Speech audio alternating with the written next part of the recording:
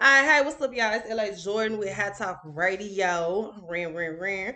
All right, so today we're talking about the Memphis mayoral elections. There are exactly 7 days left to vote. Okay, early voting ends September the 30th, which is in a few days, and the final election day is October the 5th. Okay, so we're going to be talking about the different candidates for mayor of Memphis.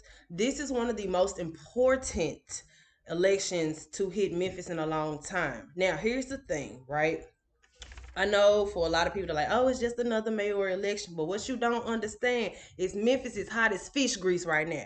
Memphis is hot as fish grease right now. And we need to make sure that we elect the right person that is going to take us into the next chapter of Memphis. Okay? If you've lived in Memphis for at least 30 years, then you know, like I know, that Memphis has had several opportunities to take off, and become big as Atlanta, to become big as Chicago, big as New York, big as, LA, whatever, Dallas, right? We'll say Dallas or Atlanta, right? And I say that for a reason because Memphis is still a southern city. It's a country city, okay? So country values are a lot different from East Coast values, West Coast values, North, Midwest values. So our values are a lot different, right? Some people might not want to be as big as New York, you know. And becoming big as New York, that means we lose a lot of our country values. Becoming more open and different like LA, that means we lose a lot of our country values. Becoming a club city, a hot Miami, we lose a lot of our country values. And one thing about being a southern state is that our is the preservation of our traditions and values, right? But the thing is that like myself, my generation and the generation that is growing up now and coming up after me, we want new things too, but we also love the old ways of living in some way, shape, form, or fashion. So history still is very, very important to us. Whether you white, black, green, blue, purple, or alien, or dog, we all love our southern history, and that's what's important to us.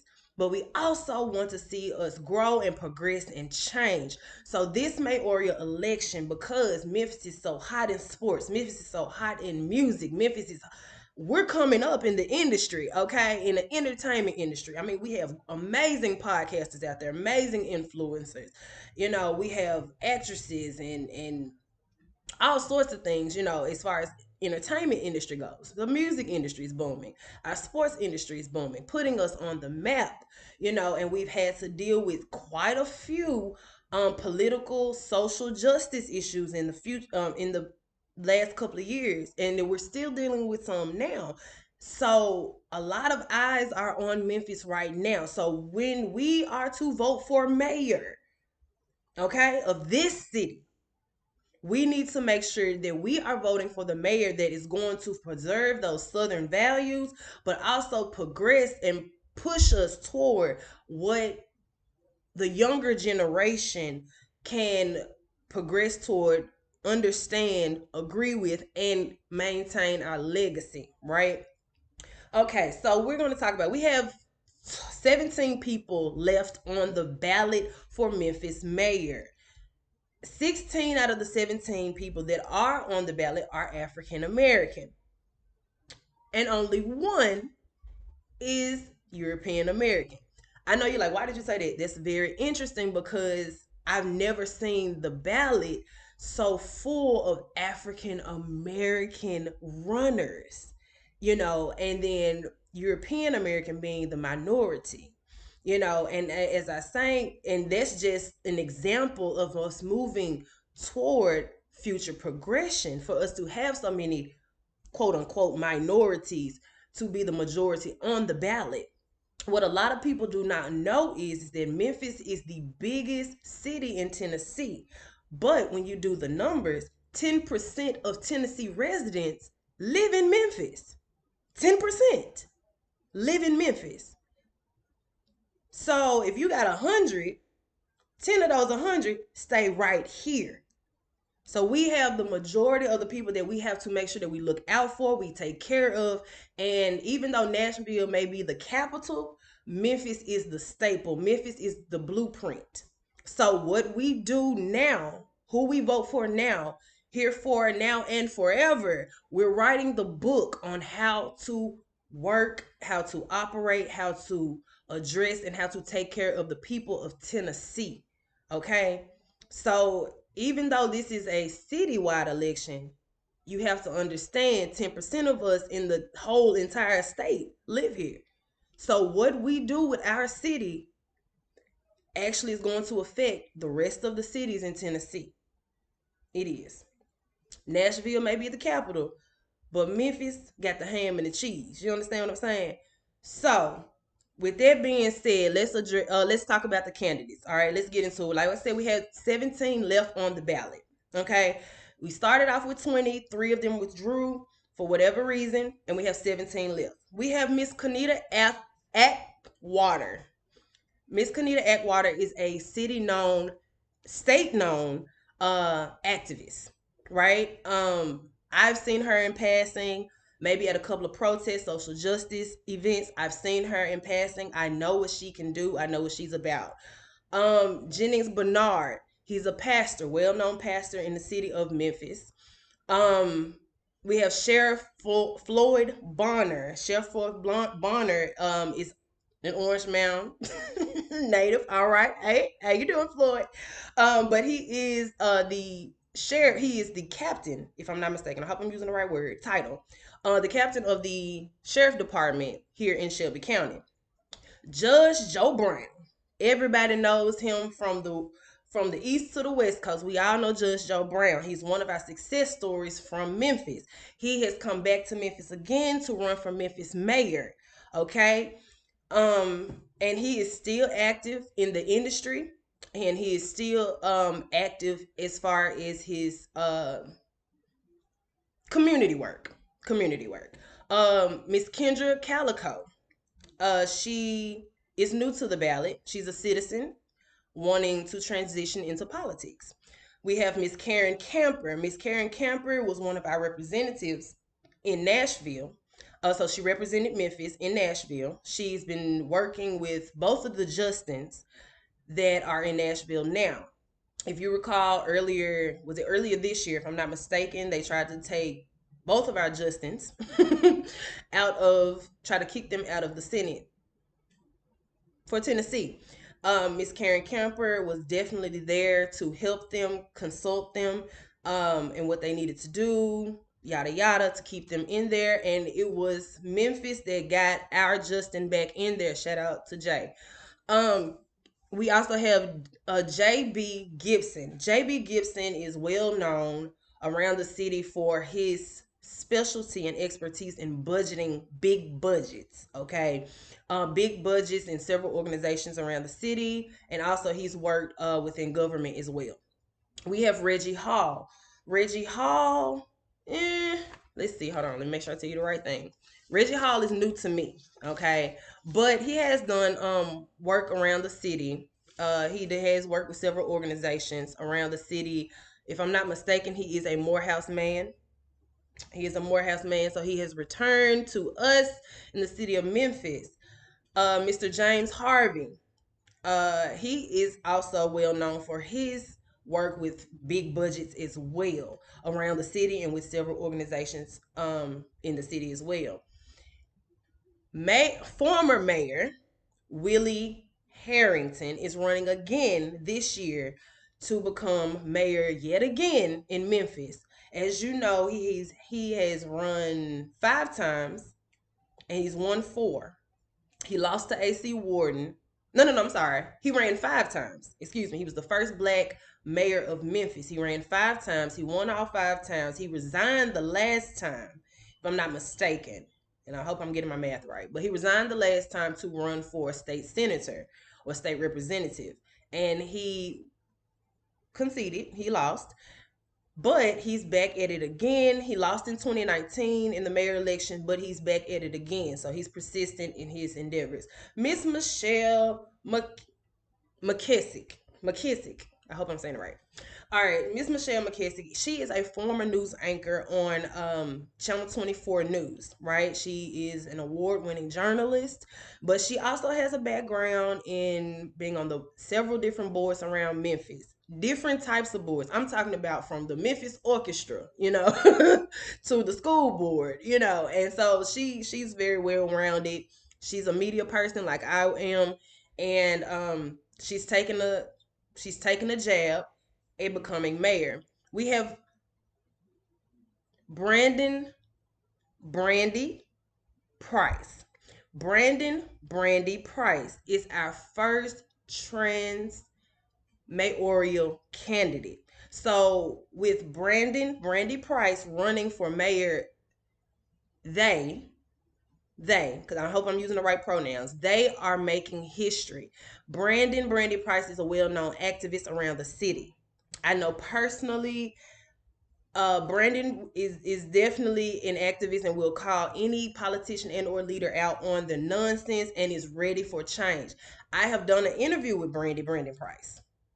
I have, and some of the ideas and the forward thinking definitely is different, and I love it. Justina Ragland. Justina Ragland is known around the city. She's kind of an underground candidate, but one thing I will say is that she has worked with the Civil Rights Museum, so she's done some work there, and she does have very interesting ideas on how to change the city and build the city up. So we'll get into that later. Tekeva Shaw is a citizen turned politician or trying to transition into politics. Van Turner. Van Turner he is one of our underground candidates, but he comes highly endorsed. So we'll get into him later. Derek Winn, which is our only European American candidate on this ballot, is an underground candidate as well. And then we have the People's Champ, which is Mr. Paul Young, who is well known for his urban development and community activism. Okay, so those are the 17 candidates that we have. I will speak on what I do know about each candidate. Now, there are some candidates I did not have the pleasure of meeting. There are some candidates I did not have the pleasure of getting to find any information from them about, but I do what I can, okay? All right, so let's get into it. Let's talk about Mr. Van Turner. Mr. Van Turner runs on public safety, reforming the infrastructure, and bringing jobs to Memphis. His goal is he wants to reform the police. He wants to definitely focus on building trust between police and citizens. Um, Reform environmental discrimination. So discrimination against the neighborhoods who may be under resourced and underfunded. He has a very interesting um idea, right? About putting railways throughout the city to assist with transportation. And I thought that was very interesting, right? Because I know for a fact that I've said this many times over many years. I was like, it would be really cool if Memphis had a subway station. But considering the city's already built, we already have built the city, so that may be a little difficult to do. But he has suggested that we have maybe a railway station to assist with transportation, along with matter buses as well. Also, Brandon Brandy Price, also spoke about this as well. Because what a lot of us do not know is that a lot of the streets that are paved right now, they're actually railways under those streets. So we already have them built. We just don't use them because we put the streets there for people to drive their cars. But with people who don't have cars, people who don't have transportation or don't have help getting back and forth to do whatever it is they need to do as people and adults, maybe the railways might help. You never know. He also wants to put better water systems for houses, for people to get housing, right? And we've experienced this MLGW price hike. Is always, some type of issue going on with them. And I think the people really need reform on that, especially when they're paying their money to go to MLGNW. Then we're paying taxes. It's like, okay, but it seems like the problems is getting worse. So what he suggested is that we may need to improve the water systems in the city, connected to the residents. He also wants to bring green jobs, tech jobs, and more industry jobs into the city. Um, I don't. I think he's more focused in bringing them to the city more than he is creating them in the city. And I'm not throwing any shade. I'm just speaking, saying the different vocabulary, right? Because that's important when you're trying to pick a candidate, right? Are you bringing the jobs? Are you creating the jobs? You see what I'm saying? And that may be important to you because that is important to me. As of right, from to my knowledge, he does support the Blue Oval Initiative, and the Blue Oval Initiative, if I'm not mistaken, is to bring in what is motor? What is the motor company? I'm sorry, my brain is slipping me right now. But bring in a motor company who is going to help fund the city, a couple of city initiatives, bring in so many jobs, and just pretty much change the infrastructure of economic development. At least that's what's been promised to us, right? But in the past, we've been through this before. So I don't know. I know, and I'm not saying it to shade him. I'm just saying a lot of people feel some type of way about the Blue Oval Project. And there are a lot of people who are in support of it. He wants to bring youth job programs back, right? And as we know, former Mayor Herenton, who is now mayoral candidate Herenton, he had a very successful youth job program, right? And I have not since his since he was in office, I have not seen anyone have a successful program like he has had, right? And that's something that I think is very, very important when moving forward. What do we do with our youth?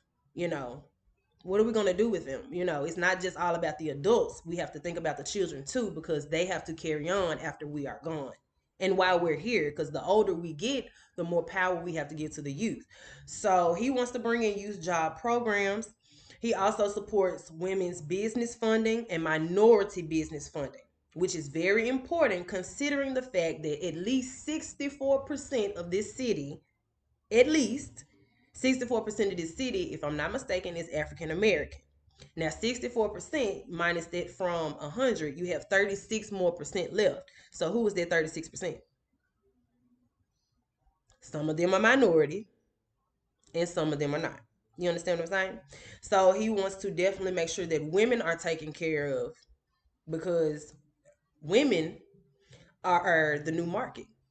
We are. Women are the new market. A lot of us are becoming the new breadwinners of our households, and with a lot of women, just historically speaking, and things are getting better, but historically speaking, a lot of women have been the head of household for a very long time. And it's very important to us, that we have funding and ways and opportunities of making money so that we can take care of our families, whether we have a man in the household or not, or a partner. Excuse me. He also, which I thought was very interesting, he also wants to bring he wants to bring more trade opportunities to high school graduates. As you know, when I went to school, there were opportunities for trade programs for high school students. We call them VOTEC classes, vocational classes, right? So you can go and get your cosmetology credits. So you can go and learn how to do mechanics or, whatever. But he wants to offer these opportunities again to students, and that is very, very important. So all of the issues that he stands on, I can see why he's so well endorsed, because everything he says on here, the reforming of police, but also building the relationships with police and citizens, that's important. That's very important. Having funding for women and minorities, and then also having trade opportunities for those students who don't want to go to college, or who do want to go to college, but they also want a plan B. You know what I mean? So that's very, very important. All right, Miss Michelle McKissack, former news journalist, award-winning journalist, turned politician. Okay, she's running on public safety. She is concerned about public safety, investment, youth investment. Okay, neighborhood blight. How do we fix that? Economic vitality, women's health. There is only one other candidate on the ballot that even mentioned women's health, and that's Miss Kendra Calico. So she's worried, concerned, and working toward building some type of program to help with women's health, and that's very important. Building household wealth, housing and community development, as well as social justice. Right? Not very many candidates spoke about social justice. Not very many of them spoke about social justice, but it's very, very important because we have been having social justice issues, especially since the Tyree Nichols situation. It just seems like it's been trickling ever since. You know, the cat's out the bag. We gotta fix it. She has served, like I said, she served on the school board. She served on the MATA board, which is important because when it comes down to transportation, I personally have ridden the bus, and it's not the best system, right? And I don't know necessarily if it's the system or if it's the equipment. You know what I mean? Either way, somebody got to have a plan to fix it because we're getting upset at people for not, oh, well, why don't they go get a job? Why don't they go to work? They can't make it. And even if they try to make it, are they going to make it on time? Because what if the bus break down? How they going to get there? What's the backup plan? You know what I mean? What's the backup plan? And the buses shouldn't be running every hour, once every hour. They should be running every 30 minutes like clockwork. This is a big city. We got places to go. We got things to do. We got people to see. We got money to make. And we got households to provide for. Public transportation is important. Okay? And with prices going up so much, it's honestly getting harder for a lot of people to have and or maintain a car. You want to get a new car, which they're going to jack up the prices. Then on top of that, your monthly payments are going to be high. Then you got to get liability, or I'm sorry, you have to have full coverage before you leave off the lot. Then on top of that, you have children to take care of. You have a household to take care of, and our minimum wage is still $7.25. So a lot of people are either being by force, being by force, being having to take the option of taking the bus. But how they gonna get to work if the bus is not running? If their equipment is not right, you know what I mean? So she's running on the she really wants to help with public transportation, and with her being on the MATA board already, she already has those relationships with MATA and would be able to potentially convey, hey, we need to upgrade the system. We need to fix the budget, whatever, whatever. So her networks are okay with me. Memphis River Park Board, our parks need to become safe.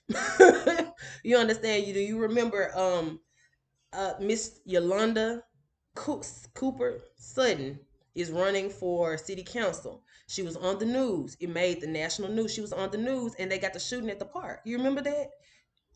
Miss Michelle McKissack is wanting, she's already on the board for the River Park. Even though it's the River Park, a park is a park. She says she knows what to do. Memphis Symphony Trustee Board, she's on that, which is important because as we grow, as we get more attention on the city for our arts and our talents, we need somebody who understands art and talent. Okay. Um, and she's also been on the Tennessee School Board, and she served some time on the Shelby County School Board as well. So she understands the importance of education. And with her being a communications and media personnel award-winning journalist, she understands how important it is and the things that are missing in media. Our media circuit needs help, and she understands that and will be able to convey that. I think if she were to be elected as mayor as well. Miss Justina Ragland, a citizen, local community volunteer, I would say. She runs on public safety, economic development and growth, infrastructure, community involvement. Now, if you go on her website, she has a whole plan about how to do all of these different things. Now, what she focuses on mostly is building relationships, right? And that's a good tactic because in Memphis, we everybody know everybody. It's 6 degrees of separation. Everybody know everybody. If they don't know you, they know your family. If they don't know your family, they know somebody that know you. Either way, they can find you at any point in time, anywhere, because everybody know everybody. So relationships are very, very important. And with us having such a strain on our relationships in Memphis, especially with the citizens not trusting the police, the citizens not trusting the government, that's really an important key factor. And she really speaks a lot about building relationships. Now, there are other things. She wants to strengthen police. She wants to strengthen police in communities, police presence in communities. And she has strategies on crime reduction, which are very interesting. So if you guys get some time, check that out. Her economic development and growth. She wants to attract investments to Memphis, which is a good idea. She wants to help build local businesses that are already here as well and create jobs. Now, I'm not really clear on how she wants to create jobs, but I'm assuming that she's trying to get it on both ends. We bring in some people, they create jobs. We help some people here, they create jobs. That's what I'm assuming. Don't quote me on that. I don't know. She wants to improve the infrastructure. As many candidates have said, the roads are terrible. They're absolutely terrible. Terrible. Right? So a lot of candidates like herself want to improve the roads. And she wants to make sure that the public spaces that we do have are they're neighbor friendly, they're resident friendly, they're city friendly for people to come in and want to be a part of these public spaces to have events. I mean, how are we supposed to curate money in the city if don't nobody wants if everybody's scared to get out, you know? Then we also have support in thriving communities. Okay, so each one of the communities in Memphis needs help, it needs resources because each one of the communities needs to thrive. They do. We focused a lot of money on downtown. Okay, cool, awesome, excellent. But what do we do about the rest of the city, the rest of the community? So she wants to focus on that, building relationships with that. Community involvement. One thing that really, really stuck out to me was that she wanted to uplift the community. So basically, we need to restore faith and trust back into the community. But more importantly, we need to hear what the citizens have to say. She wants to uplift the citizen voice as well. The JB Gibson, which is another candidate, he also spoke about that, having town hall meetings monthly so people can come out and say what you need to say. Now there are council meetings being held twice a month downtown. I've gone to several myself. I see a lot of activists there. I see a lot of business people there. I see MPD there because they have to come and support as well because this concerns their community too. But I don't see a lot of people like normal people there, like myself. I'm just a normal person. I don't see a lot of people there. So with her and also JB Gibson, they want to hear what the people have to say. Now, not many candidates have said we want to know what the people have to say because honestly, and I'm gonna mention this later, but who asked the citizens what they want for their own city? I don't think very many people even ask the citizens, hey, what do you want Memphis to look like in the next 5 years? What do you want Memphis to look like in the next 10 years? What do you want to look like when your grandchildren get here? Did anybody ask any of the citizens this? And I'm not being shady, I'm just throwing it out there because whoever asked the citizens what they want, you know? But yeah, she has some very interesting ways of trying to tackle crime within the youth, and and she also spoke about her and Paul Young spoke about this, and they were very vocal about it. Was the mobility and pedestrian concern? People drive reckless in the city, and as a young scamp, I did drive a little reckless. I ain't gonna lie. I was out here hot. I ain't gonna lie. But I ain't never hit nobody. But that's me. That was my blessing. But some people have. And some people have lost their lives. I know this person, I've seen it right in my neighborhood at least 3 times. You understand what I'm saying? So that, like, we can't be hitting people. So how do we combat that? And she had very interesting ways of combating that, as Paul Young did as well, because he mentioned that as well. All right, so Mr. Reggie Hall, candidate, he wants to improve city maintenance. He wants to improve the infrastructure of the city. Um, Education and youth development is important to him, as well as public safety. Investments, investments, investments. That word investment, and I remember watching one of the mayoral conventions or debates, right?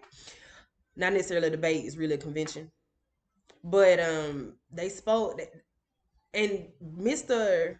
I'm sorry, Brandy Price, they spoke out about the word investment, and so did Judge Joe Brown. Investment, investment, investment.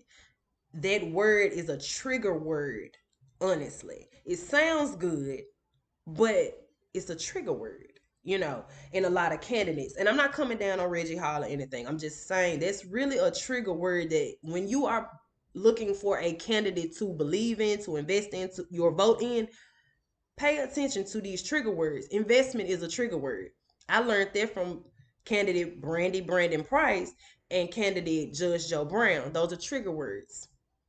You want to invest. Okay, cool. How? Who are you investing in? How are you going to invest?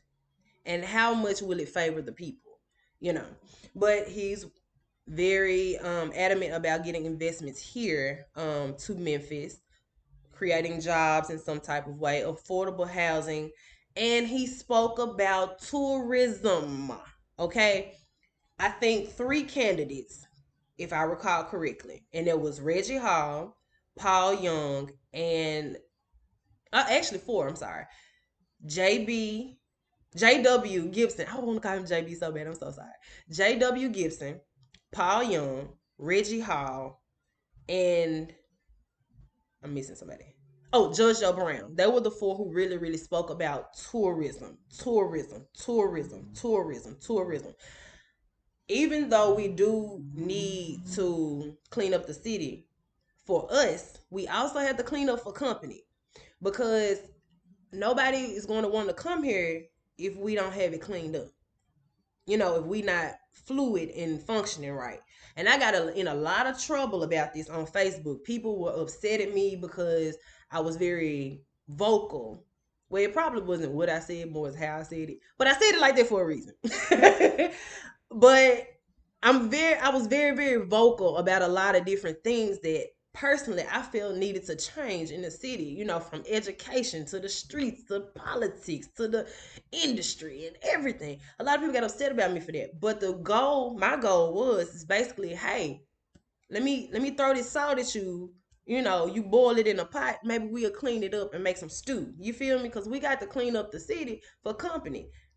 Tourism, in my opinion, should it be at least 50% of the city's money revenue, in my opinion. Now, I'm not a government person, so I don't know if these numbers are right, but all I'm saying is we need to be bringing people in to come see us. I believe in Memphis. Memphis is awesome. I know Memphis is awesome because I'm awesome and Memphis made me. You feel me? So when people come in here to come see us, they need to come to a clean house, an organized house, an updated house. So tourism is very, very important, and I'm really, really glad that Reggie Hall, Judge Joe Brown, Paul Young, and J.W. Gibson did speak about tourism, because Memphis is hot right now, but we can't be hot and stink at the same time. We got to make sure that we get it together so we can bring in company, and I really appreciate them for speaking on that. He mentioned a couple of things that he wanted in some of his programs in order to change the city. Some of his initiatives, and he was very focused on healthy parenting. Check the word that I'm saying, healthy parenting, right? He wants to get move out of the traditional ways of parenting and more into more progressive ways of parenting. And he thinks that maybe they could help a lot with crime and even trust between the older generations, the middle generation like myself, and then the younger generations coming up. So healthy parenting, I think, was a good. I like that. I liked his viewpoint on that. And it were, let me see, it was another candidate, J.W. Gibson, also spoke about, and he runs on early childhood development, but healthy ways of improving children and or developing children, in the city by healthy parenting. Now he didn't use the words healthy parenting, but they were talking about the same thing, and not many people on the candidate list actually spoke about this. So I thought that was very interesting. And also something else that I thought was very interesting from Reggie Hall was that he wants Memphians, the Memphians that's already here, to be a part of the process for New Memphis. Now, if you notice, a lot of candidates do speak on, oh, we're bringing people in. We're bringing people in. Okay, that's cool if you're going to bring them in. That's fine. But what about the people that's already here? How are they going to be allowed an opportunity to contribute to the city that they want to have, for the city that they have been living in, for the city that they have been paying taxes for and loving and, having all the pride for? You know what I mean? Like, but he wants Memphis to be a part of that process. And I love that fact. So Reggie Hall really, really, he got a check mark for me on that. And he also wants to develop skilled workers and living wages. Okay? Because he understands that our current education programs and our current um opportunities for adults, current adults or even older adults, their skill level is outdated. you know, the more we move into technology, the more Memphis falls behind because we don't have those programs anymore. They're trying to replace us with robots. Okay, you want to replace us with robots. Okay, somebody got to control the robots. But if we don't have those programs to teach those workers how to control the robots or how to build a robot, whatever, how they gonna make a living wage? And you keep jacking up the prices, but then 7.25 is still the minimum wage. So he was very interested in that. And another thing that was interesting to me was he wanted to make this city a smart city. Now there was another candidate that spoke on that as well. I can't remember at the moment, but he wanted to develop and make the city a smart city. A smart city means more technologically savvy, more progressive, so that we are able to keep up with the times. And it ain't even about keeping up with the rest of the world. It's about being a front runner, a forerunner for the world. Because quiet is kept. Tennessee honestly has so many good programs, and we have so many good and rich and innovative people and engineers and things in this whole state. A lot of people do not know about them. And I don't know why it is that Memphis or Tennessee, period, is so far behind and outdated when we have so much to offer, not only ourselves, but the whole world. I was living in Chattanooga. Chattanooga had the attention of the whole world for a lot of the things that they had to offer technologically. So for us to be so behind, we have all the stuff we need in the state by itself to become where we need to be, not only to keep up with the rest of the USA, but to be a front runner of the USA and even compete with the world. So him having the thought like, maybe we should become a smart city. Maybe we should invest that money in progression and updating our city so that we are already ahead of our time. So once we invest all of that money to get to where we need to get to where we're competitive with the world, the rest of the nation got to catch up with us. You understand what I'm saying? So we invest the money now during his term, we'll already be where we need to be. So I thought that was a very interesting thing about Reggie Hall, and I really, really liked it. And he's also concerned, as most candidates are, making our city more attractive and safe for company. Because remember, tourism, tourism, tourism. Nobody wants to go to the bad child house. They want to go to the good child house where they got all the good technology and the fun stuff. You know what I mean? So in order for us to do that, we have to invest in money. And there was That was the point that Reggie Hall is running on as of right now, and I like that. J.W. Gibson. J.W. Gibson is interested in crime reform, economic development, community development, early childhood development, and I'm gonna tell you why I'm stressing it in a minute. And reforming the infrastructure. Okay, redo the infrastructure, and he wants to bring in a lot of opportunities in the entertainment industry through by using the music industry, which I thought was really cool. Okay, so he wants to build a trust between officers and citizens, which honestly is a very, very big deal, right? I mean, it's this quote, and I'm probably about to misquote it, but just flock with me for a second. It says, when two brothers are fighting, then someone else can come in and steal your stuff, right? Steal your house, right? It's like when, let's say, for instance, that you have a mother, the mother dies, and you have two brothers left. They're fighting. They're constantly fighting. So, with them being at odds, they're not working together, which means that they're liable to cut each other down, snip each other, stab each other in the back, this and the third. And whoever else is on the outside looking in, they can easily sneak in and steal all their stuff. And that's exactly what's been happening to Memphis for a very long time.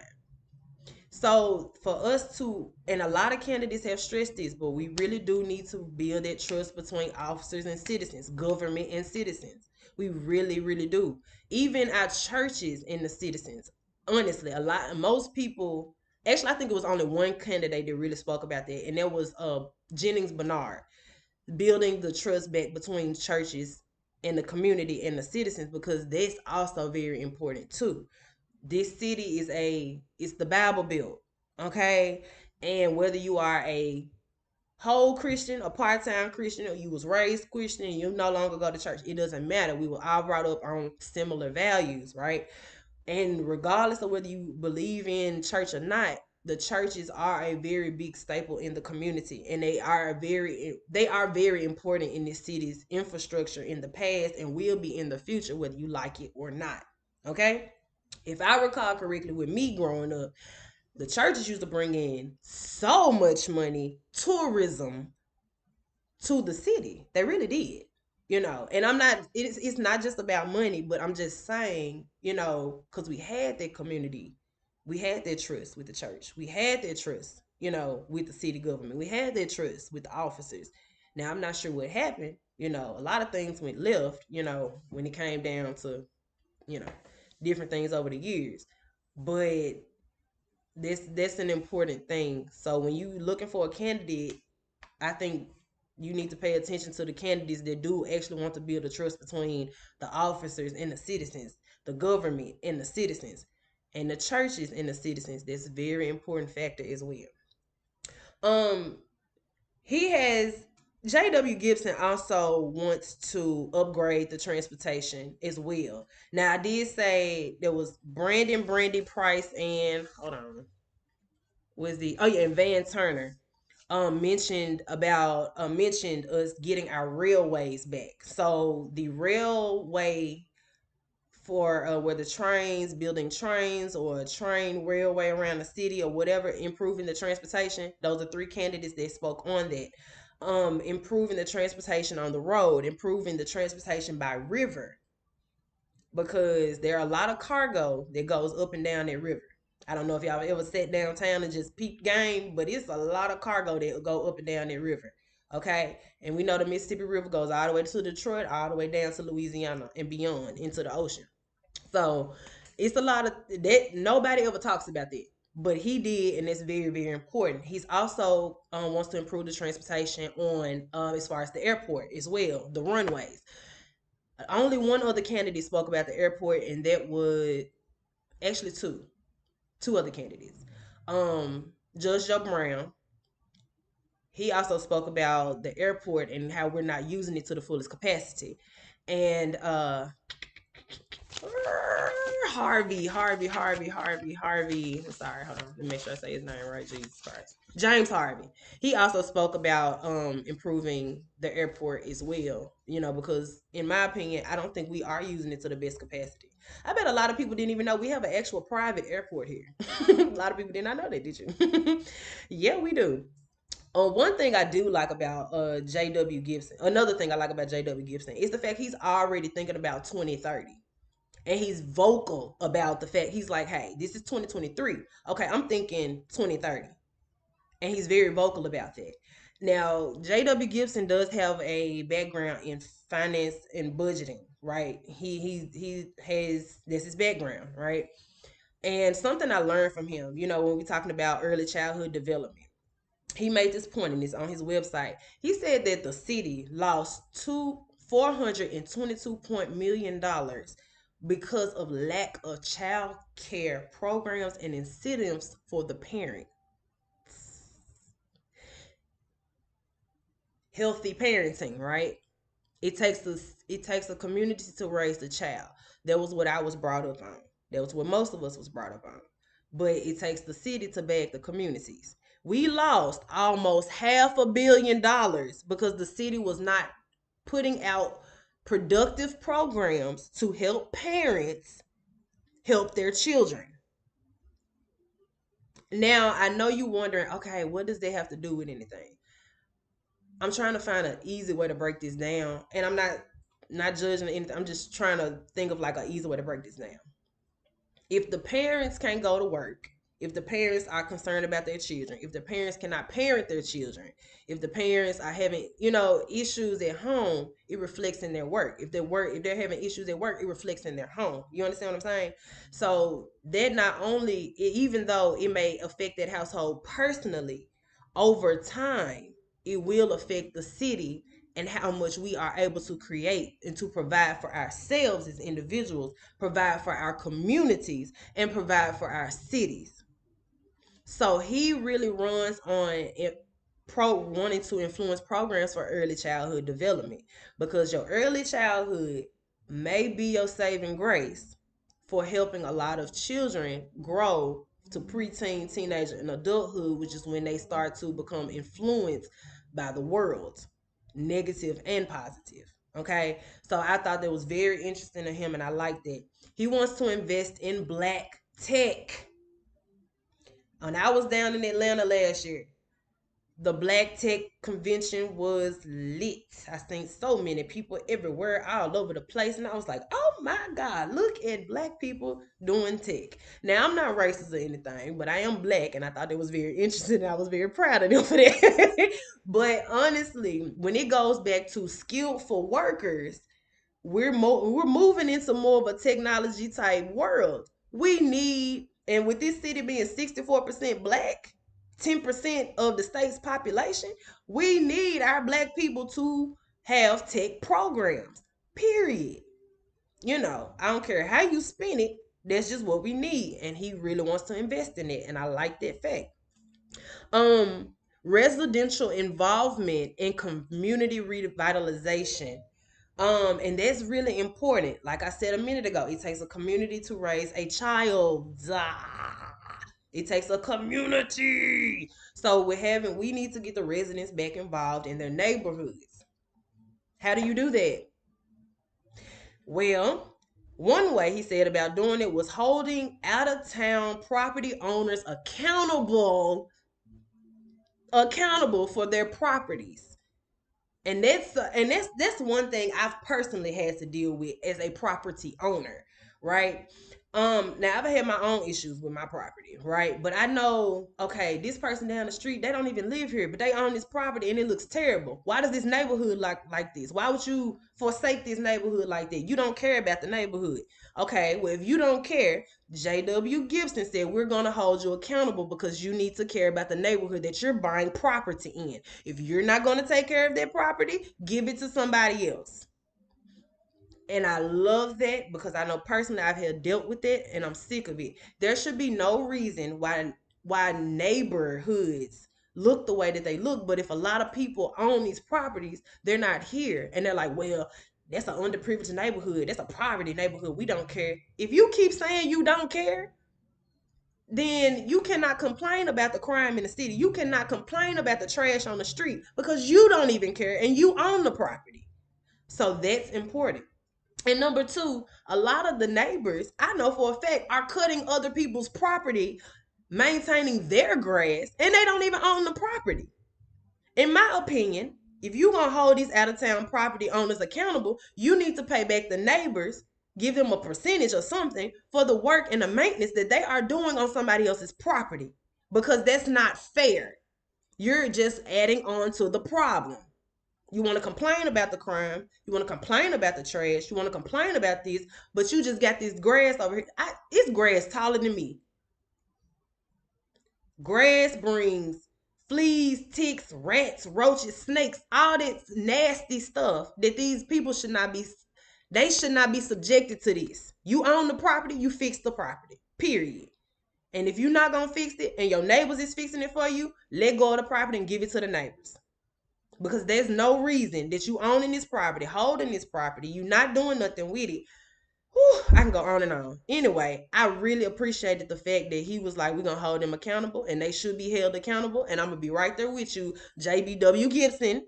I don't know why I keep putting a B in his name. But I'm going to be right there with you. Hold them accountable because I'm sick of it too. That's not fair. That is not fair to these people in this community. You cannot get mad at the government saying they under-resourcing the city. Under-resourcing the communities. But the people that own property there ain't doing nothing. And you just making the problem worse. Somebody needs to hold these people accountable, and I appreciate that fact. Like I said, he early childhood development. Also, he speaks about upgrades in the MLG&W and transportation upgrades because, like I stated earlier, the bus system, the transportation, the only public transportation system we have are the buses. That's the only option that we have. Atlanta has the subways.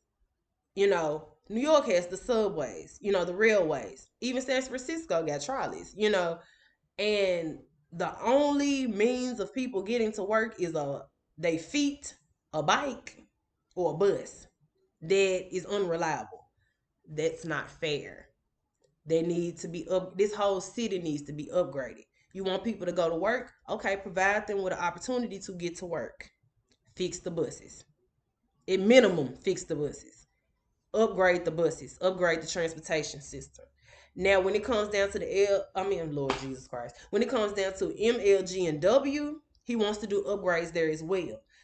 As I stated, Brandy Price spoke out a lot about this and had some very interesting ways of dealing with it. And how do we upgrade MLG&W without forcing people to pay extra taxes?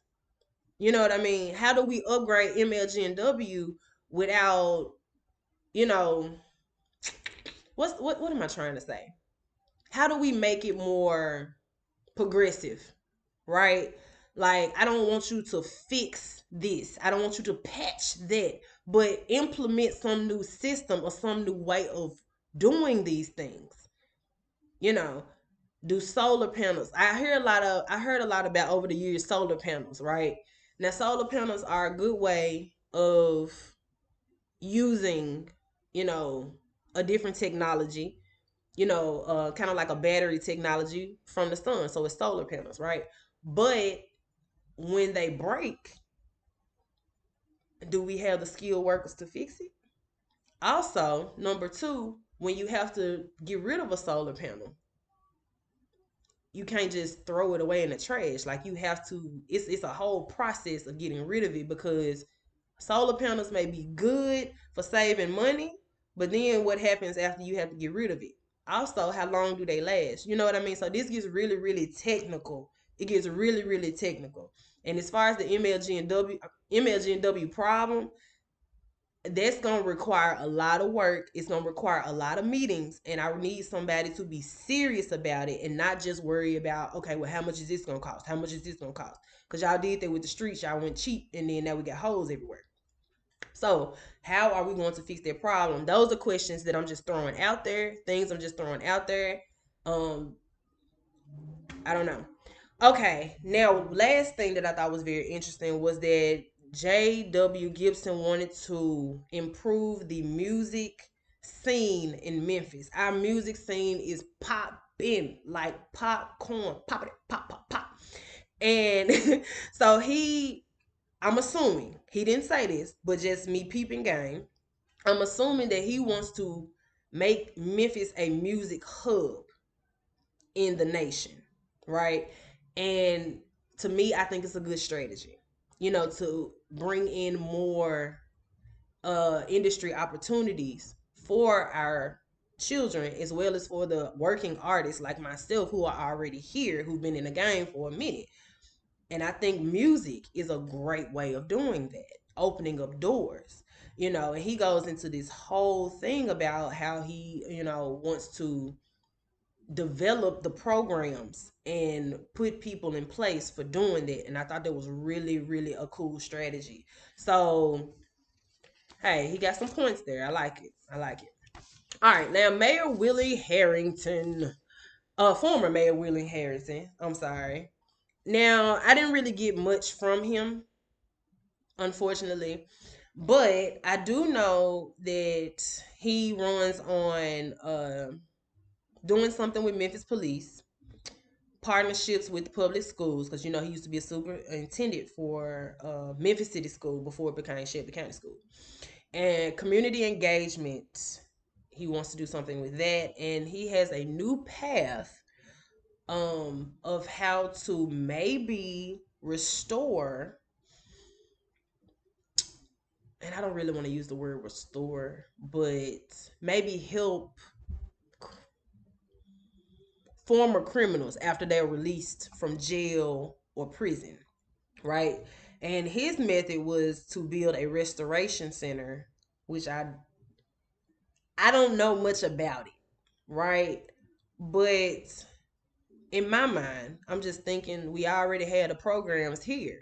We already have the things here. Why do we need to build another a restoration center? I mean, but like I said, I don't know much about it, so he may have a reason why he wants to do that. I'm not sure.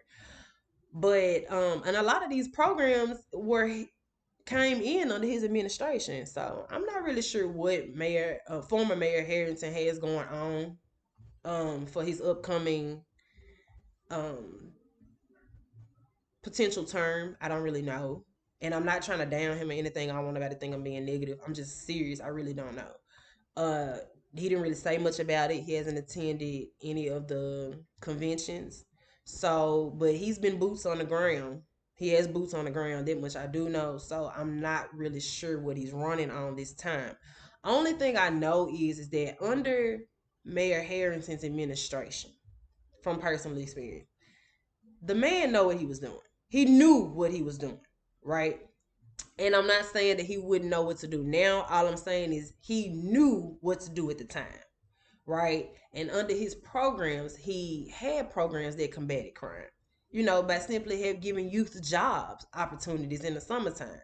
I know I applied, maybe a time or two. I went to camps and stuff, and a lot of my camp counselors were under his program. So he kept the children active and busy, and we had lots of things to do to keep us occupied, because in what does it say in the Bible?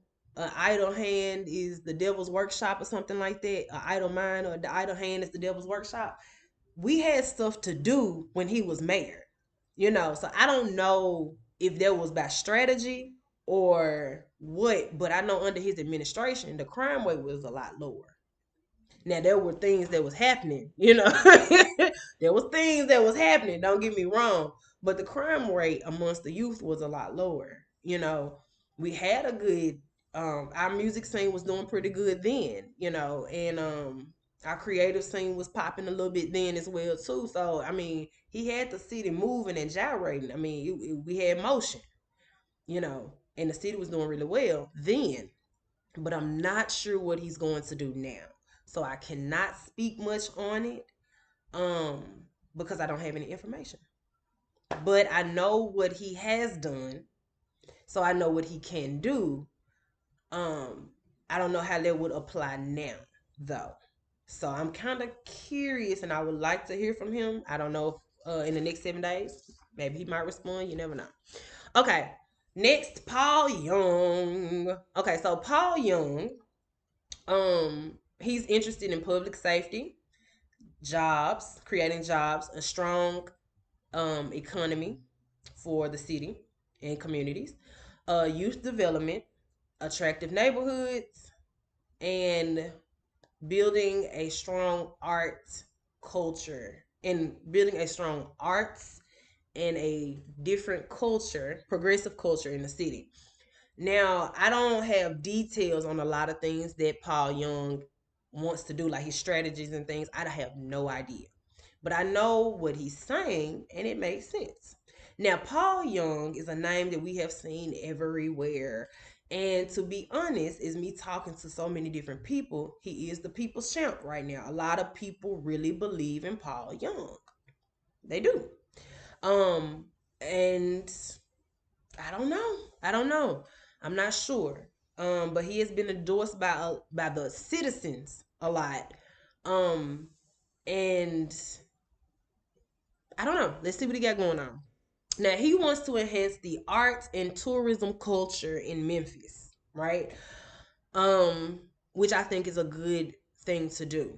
You know, what really, really stuck out for me with him saying that he wants to enhance the arts and tourism of the city was that he said he wants to create a specific office, department, office, chair person under his cabinet for to be the liaison for the artists in the city. Now, when I read this, and I'm reading this on his website, right, and I'm like, you mean out of as long as Memphis has been alive, I mean the whole city, you mean to tell me we don't have anybody in office under anybody's cabinet that is running as a liaison between the arts commission, the artists, and government? We don't have anybody in there? And I guess the answer is no. Which may explain a lot as to why our arts and music and tourism has been struggling so much. And I don't mean it in a bad way, but I'm saying I know for a fact, me living in Memphis, I know tons of artists, grew up with them. Still, even some of my like former students, they artists, they awesome, you know. But who's protecting them? Who's helping them? Who's advancing them? The organizations can only do so much. YouTube can only do so much. Instagram can only do so much. You know what I mean? But we don't have anybody in politics that is that has our back. That's wild. That is wild to me. But it also may explain why it is we had so many opportunities coming to Memphis and we kept missing it. Or either they'll come and they'll leave. You know, we kept missing these opportunities because we don't have anybody in there. We don't have anybody in there. And he is the only candidate, the only one that said, hey, I'm going to put somebody in office that's going to be there for the artists, that are going to protect the artists. Because a lot of people view art, because when it comes down to art, it's so many things you can do with it, right? Art is everything. When you go to college, you get a bachelor's of art in English, science, math, whatever, because art is literally in everything.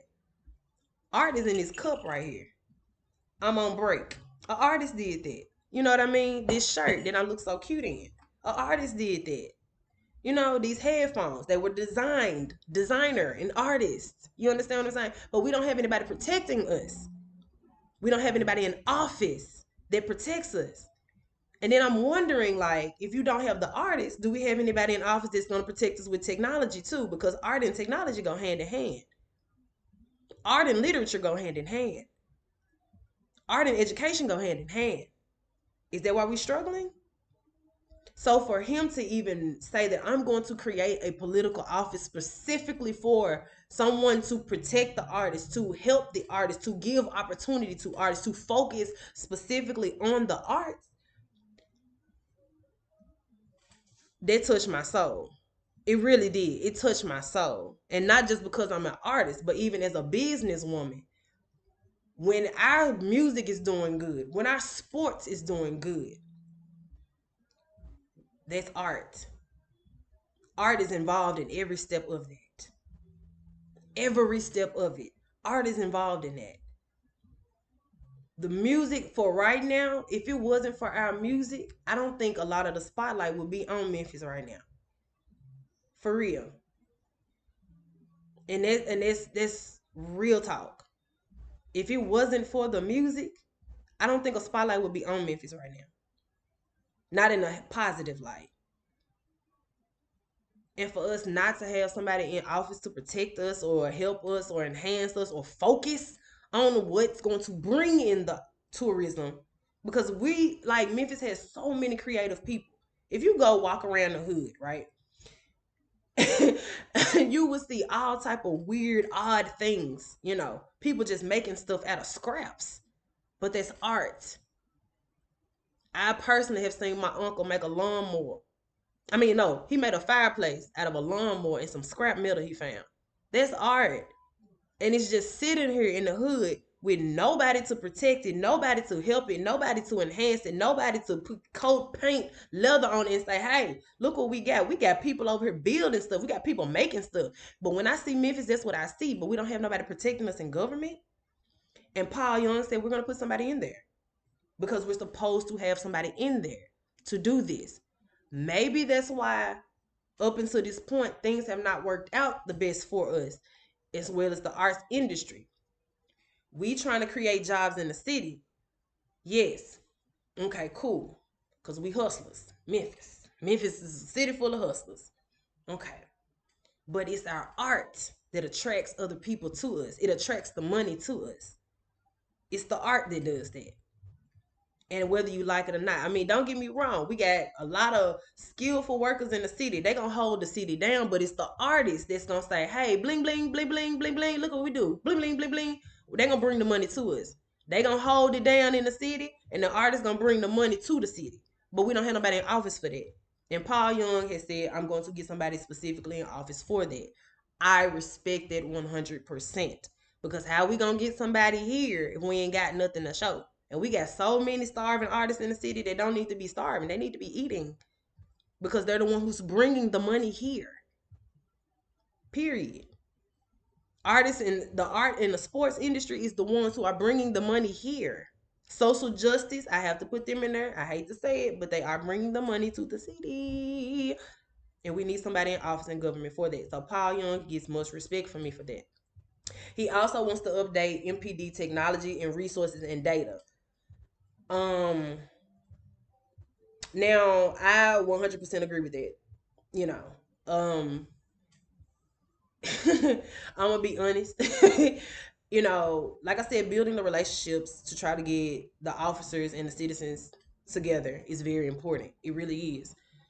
But the people that's protecting us have to be comfortable too. Like, you can't just give them a badge and a gun and be like, here, go do your job. Like, they need to be comfortable as well.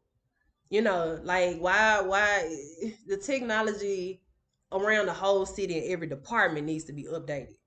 But I'm speaking about our protection in the city, right? Because like I said, Memphis has so much to offer. And in Memphis, we so constantly fighting against each other, we don't even see what we have. You understand what I'm saying? And the only protection that we have is the MPD, but we can't be fighting against the protection because they the people who have to protect us from people that's trying to steal what our goodies. They trying to steal our goodies. And we need our government to be comfortable, updated resources. We need our officers to be comfortable with updated resources because they are our protection from, people on the outside trying to steal our goodies, because Memphis got good stuff, okay? So I agree with him on the resources. We definitely need to upgrade those for MPD, but I also want him to, I don't want him to promise too much, but if he can get this one thing done with MPD, maybe he can start getting little by little over, if he is elected over his term, maybe he can get this department. If we can get MPD done first, okay, cool, boom. What's next? We need to update this next, boom. We, do it in increments if he can, because I don't want him to promise too much, because he still has to work with his cabinet. He still has to work with the councilman as well. Um, he's also spoken about coming up with ways and working with MPD on reducing chaotic driving. As I stated, Miss, hold on, let me make sure I use the right name, Lord. Y'all know I'm bad with names, but Miss Justina Ragland and Paul Young both agreed 100%. Like, we have got to do something about the chaotic driving, the hit and runs, um, the shooting in traffic, like all of the traffic situation, the roads. Some got to. We got to do something. We got to do something. So he really, really spoke on that. But his thing was like the chaotic driving and just the safety of the people. And her and Miss Ragland spoke on that as well. Funding for student work efforts, so work programs for students. He specifically said, and I'm not quoting this, right? 7 a.m. to 3 p.m. is when the students are in school. So 3 p.m. to 7 p.m., roughly, 3 p.m. to 8 p.m., whatever. That's when the kids need to have something to do when they get out of school. Because if they don't have anything to do, an idle mind, an idle hand is what the devil's workshop. They need something to do. So I agree with him 100% on that. Affordable housing efforts is very important. And as the city is progressing and people are wanting to come to move to a cheaper area, and the eyes are on Memphis, so we have interest on people outside of Memphis, so they looking in here, they wanted to come and get our housing. How do we make the housing affordable for the people that are already here? Because it's nice to have people come in that want to be here with us. Okay, cool. Want to invest in us. Okay, cool. But what about the people that's already here? They need to be able to afford the places that they live. They need to. And to be honest, in my opinion, I feel as though the more that the people here in the city own the places that they live, they probably will want to maintain it, upkeep it more. They probably have more pride in it. They want to have more respect about it. They were going to demand those resources for their neighborhoods. They're going to demand that they lower the crime rate. They're going to demand these different things. But until we have these affordable housing programs that allow people to own the properties that they live in, it's going to be hard for them to give a flying flip about the neighborhoods too. And then, like J.W. Gibson, you got people over here that don't even live in this city owning properties and not giving a flying freak about the property. So what make you think they care about the citizens? So we need that affordable housing so that these people can own their properties. I mean, they working here, they putting in the hours here, they repping the city to the fullest. Give them the deed. Well, don't give them. You got to work for everything in this life. But figure out a program to where they can own the stuff. You know what I mean? People have to be a part of the city. They have to own a piece of the city somewhere for them to care. Unless if they don't have anything to own, they don't have anything to be prideful of, they don't have any work to show for themselves, how they gonna care? Why would they care? They wouldn't. But we need these affordable housing efforts and we need these affordable housing programs. So now I'm not saying that's what he's running on. I'm just speaking on my opinion at the moment. Okay. So if you want to know more about his plan, I suggest you go on his website. All right. So Floyd Bernard, Orange Mound. Mr. Orange Man. Okay, so he is a native of Orange Mound, Tennessee. Orange Mound, Memphis, Tennessee, excuse me. We like to separate ourselves. But no, seriously, Floyd Bonner, I didn't get too much of his strategy. I know Floyd Bonner, I have been hearing things about him, and I'm not down to him or anything. I just want to address those things, right? I've met him in person. He's a cool guy. Seems to me like he has a sense of humor. We didn't get an opportunity to talk that long, but he seemed cool with me. However, when it comes down to the business, a lot of people are very skeptical of him, right? Because he is a part of law enforcement. He's the sheriff captain. We see him on TV all the time. He's the sheriff captain. And with the distrust between police and citizens right now, it's kind of hard, for people to really see who he is or understand him, what he's going to do, where he's coming from. And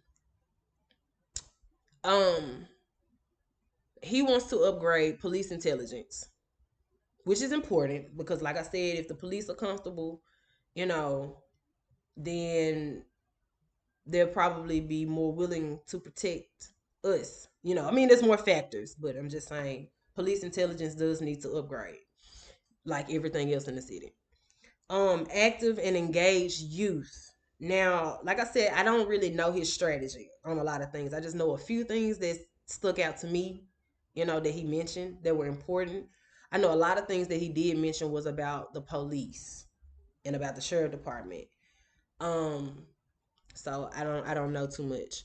Active and engaged youth. Now I will agree with him. The youth do need to be active and engaged. I'm not sure what his strategy is on that. I have no idea.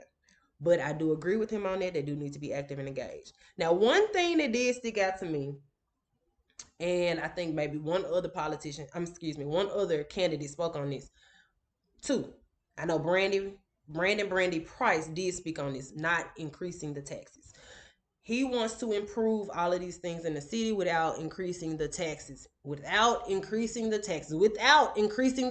Because why do you keep increasing the taxes and the unemployment rate is still a minimum of 7.25? Make it make sense. So I agree with him on that one. And also he wants to improve the mental health in the city. Again, I don't know his strategies for any of this stuff, but those are the couple of things that I do agree with him on, which is upgrade the police intelligence. I will say that. Active and engaged youth. I agree with that. Not increasing the new tech, not finding reasons, ways, and all these crazy situations to increase taxes, because I'm sick of that. Especially if nothing's improving, nothing's updating. I don't. Why are you increasing my taxes? Why are you taking more money and you're not doing anything with it, productive or in my favor? You know. And that's just me speaking as a citizen, right? And also, mental health is very, very important. And only a few candidates really spoke about mental health, and he was one of those. So I definitely, um, he gets a star for me on that one because mental health is very, very important, and it's something that we need to really talk about in the city because I think a lot me working in, and this is just my background, but me working like in the school system, there's a lot of kids that get labeled as mental when it's not really mental, it's situational, you know. And it's a lot of, and they act out with these different behaviors, but it's the situations you put them in, it's the options you give them. So then they develop these mental health issues over time and take that into their adulthood, which goes back to J.W. Bonner and Lord Jesus, was that Van Turner that spoke on that?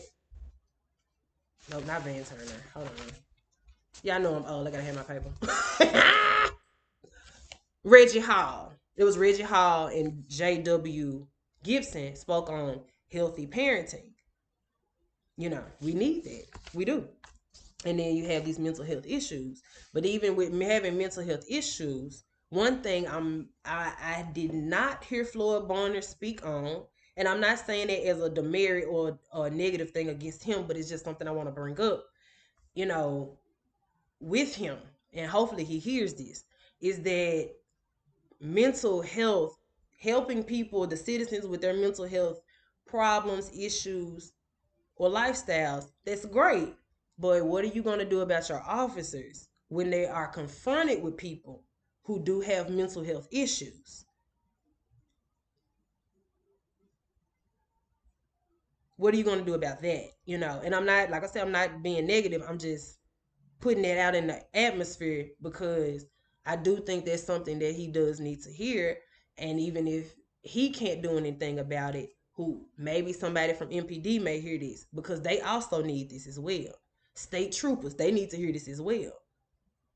You know, if you don't know how to deal, handle, manage, relate to the people who have mental health issues, how are you going to effectively protect them? How are you going to effectively teach them? How are you going to effectively pour into these flowers so that they will blossom? And then the ones that are on the force that do have mental health issues, how are you helping them?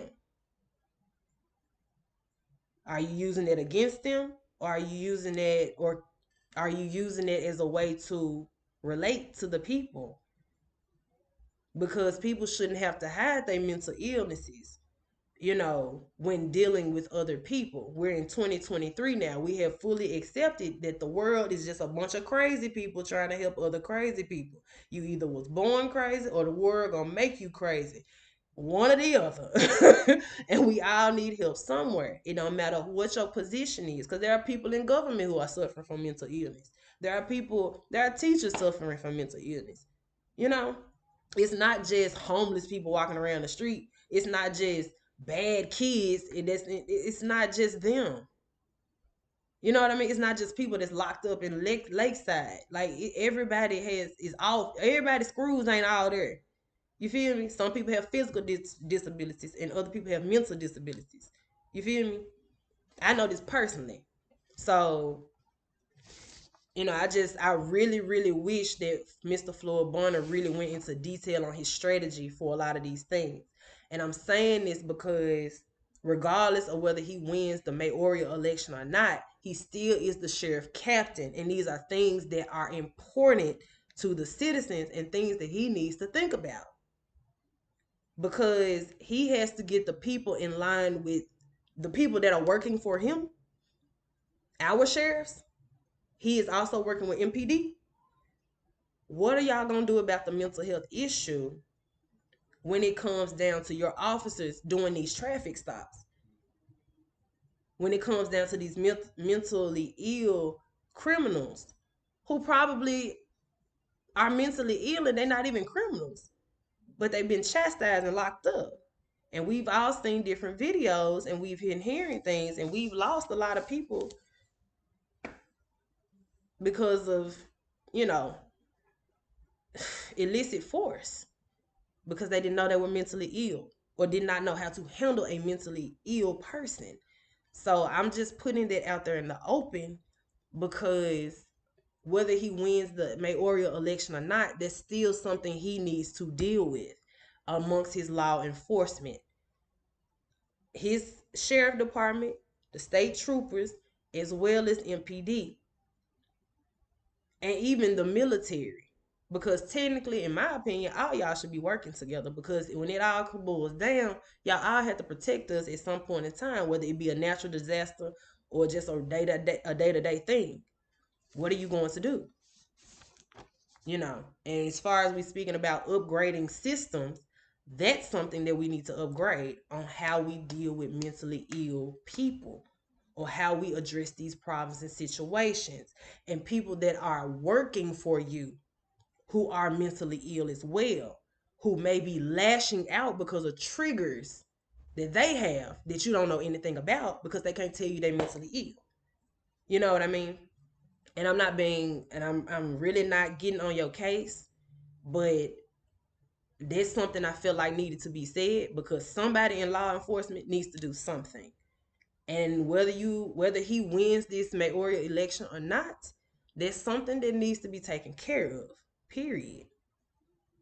Because it's affecting and it's hurting too many people.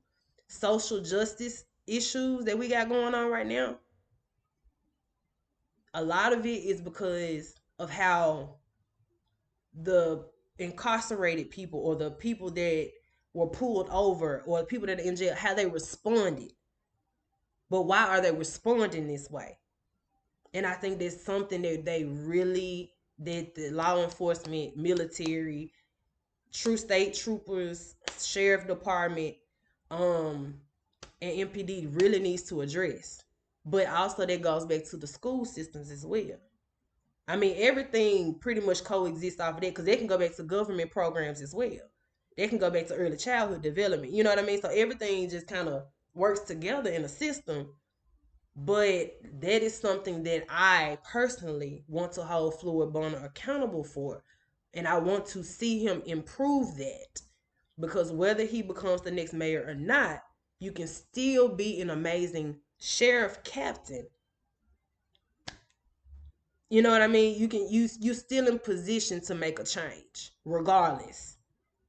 So I just wanted to definitely make sure I emphasize that and said that, because That's something that was just really on my spirit, and it's not just me that has said it, but a lot of people or been through that, because I've been through that as well, you know. But a lot of the citizens feel the same way, and I speak for them as well as myself. And you can still be an amazing sheriff captain, you know, whether he becomes mayor or not. But the mental illness, behavioral issues, things of that nature, that's not only a thing with the people that are being arrested, that's a thing that's in your law enforcement people as well. And it's something I think y'all really need to address and work together on with MPD, military, state troopers. Just throwing it out there. I know it's wishful thinking, but regardless of whether they work with you or not, I would definitely love to see the sheriff turn around in that area. At least that'll be a start somewhere, and the citizens will really definitely, they need to believe in it. If anything else, I think that's a good start. Jennings Bernard. I don't have much on Jennings Bernard. He is another candidate, but he is a well-known pastor around the city of Memphis. I did get to hear a pod. Most of my information about him comes from his podcast, maybe a couple of news interviews, things of that nature. He really runs on reforming the city.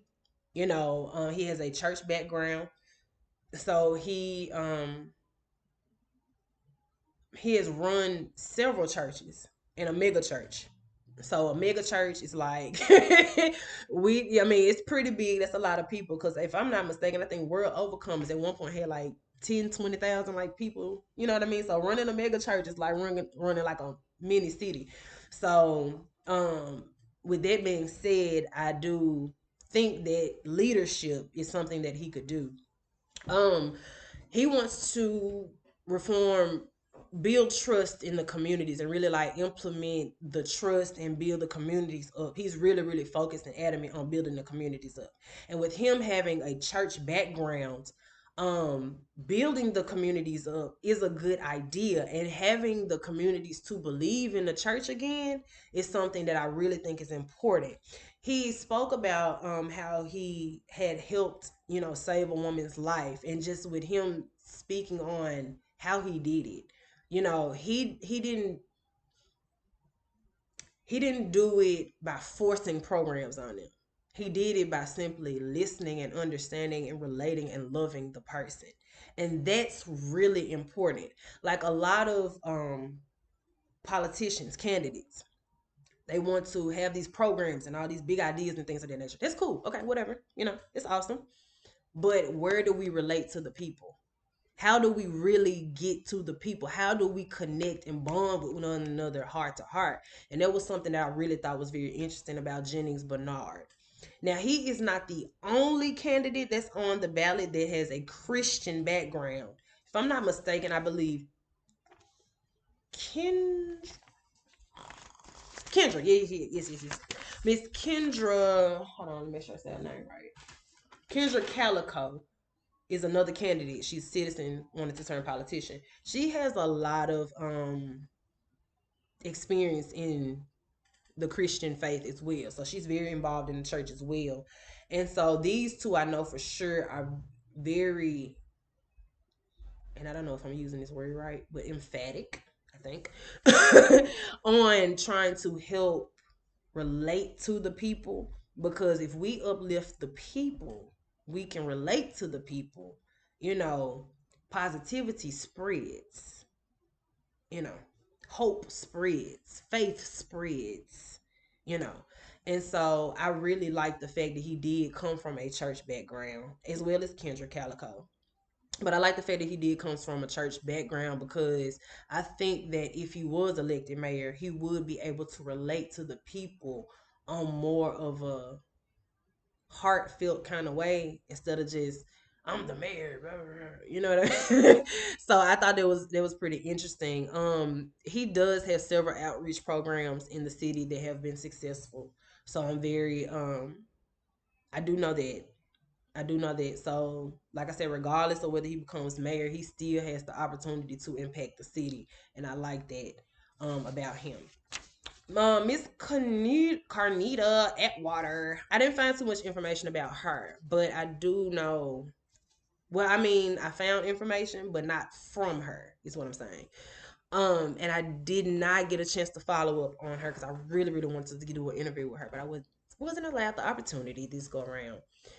Miss Carnita Atwater has so many um she has so many ties in the city. You know what I mean? From healthcare to the LGBTQIA community, her activism and social justice. Like the lady, the lady is like a superwoman. I'm not even kidding. Like she's really a superwoman, you know. And she has a lot of background in healthcare and working with homelessness. Now, I don't her and Brandon Price were the only two candidates that really spoke about homelessness, right? The homeless, helping the homeless, helping with addictions, people with addictions, and even the LGBTQIA. They were the only two that spoke about it, you know. And I know this is a Bible city. It's very conservative. It's a conservative democratic city. It's really what this is. This is what Memphis is. It's a conservative democratic city, and that's okay, you know. But whether you like it or not, the LGBTQIA plus is here to stay, and it's been around for centuries, so it ain't like nothing new, you know. But they were the only ones who about spoke about the LGBTQIA homelessness and addiction issues, and programs, or just being involved with those programs or having ties and allies with those programs. One thing about most of the other candidates is that they say they want to provide this, they want to change this, they want to do this, but let's be for real, right? The addictions, nobody ever addresses that, right? The mental health issues, nobody ever addresses that, really, do they? Speak about it, but they don't address it. They don't address the elephant in the room. They don't have strategies to come up with different ways to solve these problems. Brandon Price, Carnita Atwater have been through this. They've been advocates. They've been activists in the city. I've seen this with my own eyes before I even met them as people. I've seen this from them, as well as Yolanda Cooper Sutton. I've seen this from them. They've been in the trenches helping people through the LGBTQIA lifestyle in a conservative city. They've been in the trenches helping people, homeless people, get health care and clothes and food and things of that nature, feeding them. If I'm not mistaken, I believe Brandy Price literally, and I don't hope I'm not putting his business out there, even though it is public information, was arrested for feeding the homeless during the, what was that, 2020 we protest, during the 2020 protest. Brandy Price was arrested for feeding the homeless while protesting. I mean, he killing two birds with one stone here. How many other candidates on this list can you say did that? Miss Carnita Atwater is not new to that either. These people have done time for us as activists. These people have been in the trenches with us, for us, as activists, as game changers, as life changing candidates. Not many of those other candidates, can I say, have done that. Now, granted, they were helping just on the other side of the spectrum, I'm assuming. But it's different when you have boots on the ground and know who was actually there, putting food in your mouth, putting clothes on your back, helping people with addiction, helping people overcome abuse and things of that. These are the people that were there. And like I said, Miss Carnita Atwater has so many accolations. That was the word I was looking for. In healthcare around the city, she has been a part of, served on the board, served on them as a member of so many different organizations involving healthcare, homelessness, right, urban development, different things of that nature, amongst being an activist for social justice, not only in the city, but represented us in the state and national as well. And with us having so many, and like I said, the cat's out the bag. When Tyree Nichols, this situation, God rest his soul. But when that situation happened, the cat was out the bag. And to be honest, Devontae Hill, back in the 2020 protests, he jabbed the bag. But when Tyree Nichols, that whole situation, bust the bag wide open. Right? Karen Camper, which is another candidate on the ballot, she's been there. Not deep off in the trenches, but she's been in the state level fighting for social justice as well. Brandy Price has been fighting for social justice as well. Carnita Atwater has been fighting for social justice as well. Advocate, boots on the grounds, funded by themselves, working with so many local level organizations. That is something that you have to definitely consider, right? Just saying. Now, like I said, I didn't find too much on Carnita, so I'm not really sure on everything that she's running for. I'm not sure. I do not know. But I do know for a fact that she is about protecting the people. Brandy Price is about protecting the people. I do know that for sure. And I keep saying these two because, like I said, I met them in the trenches, or I've seen them work visibly with my own eyes. So I know that they are able to relate to the people. I know that they understand the issues firsthand because they have been down there helping them sign the papers. I literally sat there and watched Brandon Price help a young man register to vote with his own pen and pencil. I sat right there and I initiated the whole thing and I said, get this man a voter registration card. And he did so.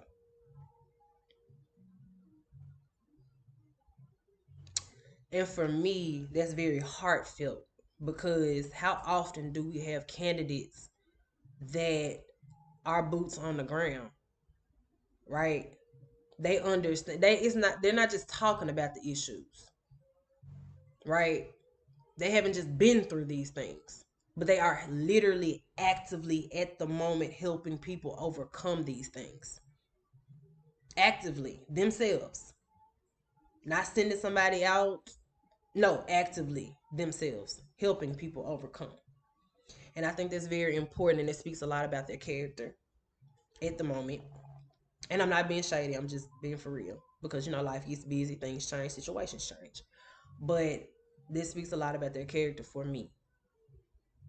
And I didn't have the pleasure of meeting the other candidates in their prime, so I don't know what all they did. I didn't actively see it. Maybe I wasn't born, maybe I wasn't there. But I just know these two specifically, I've seen them do that. So, and it was very heartfelt for me. Let's see. James Harvey. James Harvey, I didn't get too much about his strategy either. But I do know he's a military man. I'm assuming he's from Whitehaven. I don't know that 100% for sure, but I think he is from Whitehaven. He's a military man. He has he's known for doing big budgets around the city. And just with him being a military man and a finance man, on top of that, that breeds structure for me. That breeds structure for me.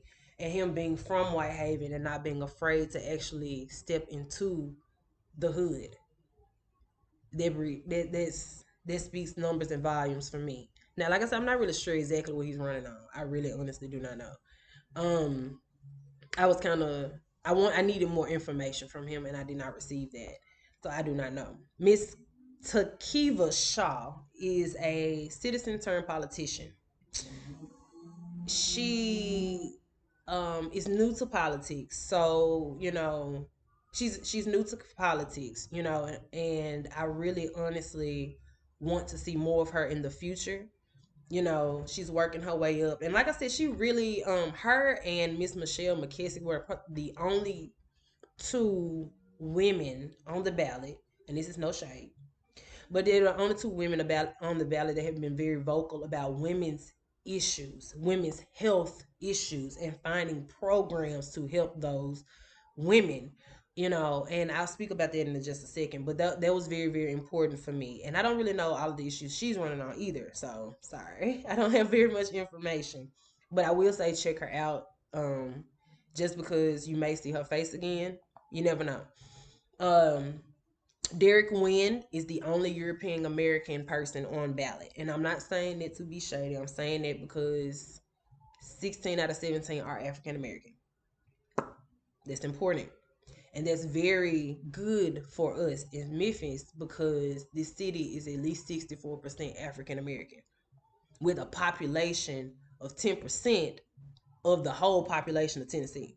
That's important. So that's why I say that. And it's not like I don't want him to win or anything. I was just saying, I just this he feels as though he can handle that. So that's important. I don't know much about him. Really can't find much about him other than a driver's license photo. For real, for real. I seen a couple of things, but nothing from him or his campaign or candidacy. I haven't really seen anything. Let me see who else am I missing. Oh, Miss Karen Kemper. Oh my God, where is Miss Karen's paper? Don't tell me I was being irresponsible. I may have lost the paper. Jesus Lord, I'm sorry, Karen. Oh, Karen girl, I'm sorry, girl. I'm so sorry, Karen girl. I think I lost your paper. I lost Karen paper, y'all. That's so irresponsible. But I will say this about Karen. First off, just looking at Karen's photos, she seemed to be a very charismatic person. And I love a person that has a sense of humor, and a person, just kind of a fun personality. I've seen her work as well over the years. I have. She went off to be a state representative, working in the Senate, Congress. So, uh, Karen, I heard her speak, and Karen does. She wants to focus on. I know developing the youth. I know that for a fact. She wants to focus on economic development. And it was one more thing that she said, and I cannot for the life of me think of what it is. But I do know that much. I will say definitely check her out because she has a very interesting background. And she's been involved. She's kind of like Carnita Atwater. She's been a part of a lot of organizations in the city, a lot of organizations in the state, especially these last couple of years. Now, Karen Camper is not new to politics in Memphis. She's not new at all. She's not new at all. This is a face we've seen before. But as far as her running for mayor, um, I really would have liked to heard more from her, especially with her already having that experience in Nashville in Congress. You know what I mean? She had that experience, in Congress, and she has been like a big sister or an auntie. You know what I mean, to the leaders that we have up there in office now. And she was able to be there and help coach both of the Justins through the situation when they tried to spin them or expel them off of the Congress board, and that was not cool because we wasn't having that, and Karen was there to help them. And honestly, just my spirit, right? My spirit honestly tells me that Karen would be a good candidate, definitely, competitively. Like, I think she could really, really do some things because she does have that experience outside of Memphis. So she knows what to do inside of Memphis to dress it up, make it look nice on paper, on resumes, so that we could get more funding. We, government wise, we could have more assistance here. We could have more assistance there. And she does have that direction because she's been there before. You know what I mean? We've elected her there. So we know, we trusted her, And I really think that she has experience. You know what I mean? She has experience, and she got the experience. She got the know-how. She knows exactly what to do, you know.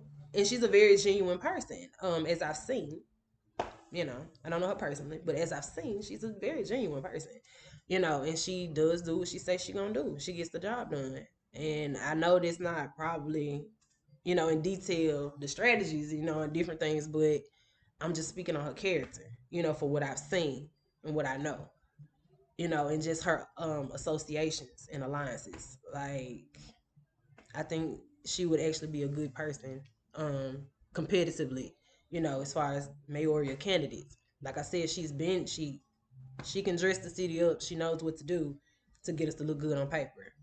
Um, but not just on paper, but I'll say on paper, you know what I mean? And it's nothing personal.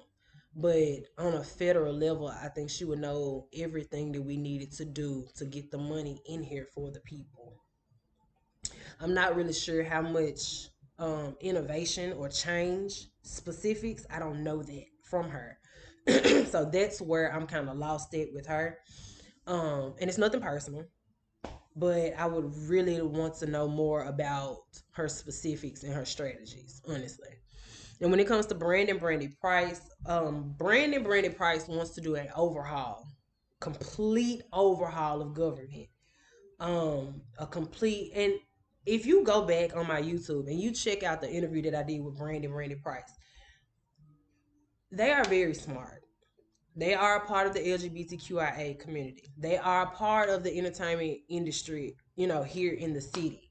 You know, I know 100% for a fact. I said, hey, I want to do a neighborhood cleanup. Brandy Price came and woke me up and said, hey, let's go. You said you were going to do it, let's do it. And I was like, wow. That, you know what I mean? You held me accountable, and I just, that's something you can't, like, character. When it comes to politicians, character is important, you know? So I really appreciate that. The specific issues, I know we spoke about the LGBT, I mean, ooh, Jesus, why do I keep doing it? The MLG and W crisis, quote unquote. And Brandon really has some very interesting and innovative changes that he would or they would make for the city. Now, and it's new. It's not something that you would hear.